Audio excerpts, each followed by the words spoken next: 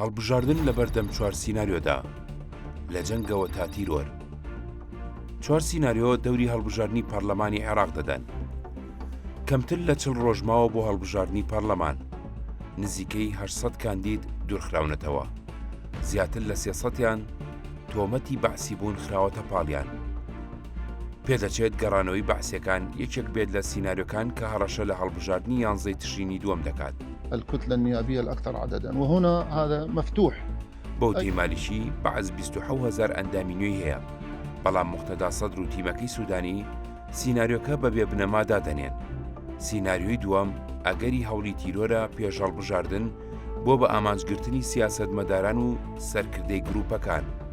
ئەو هۆشداریە دوای ئاشکراکردنی هەوڵی تیرۆرکردنی سەدر بە فڕۆکەی بێفڕۆکەوان زیاتر برەوی پێدرا.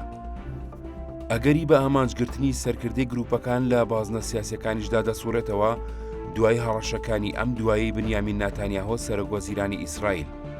ئەم هۆشداریانە پەیوەستن بە سەرهەڵدانی شەڕ لە ناوچەکەدا کە لەوانەیە عێراقی داتیەوە بگلێت و ببێتە هۆی دواخستنی هەڵبژاردن.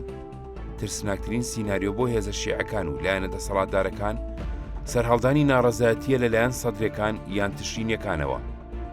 لایەنە دەسەڵاتدارەکان ترسیان لە تەقینەوەی تشرینی دووەم هەیە لە ساڵیادی سەرهەڵدانی خۆپشاندانەکاندا کە دەکەوێتە پێشوادەی هەڵبژاردن.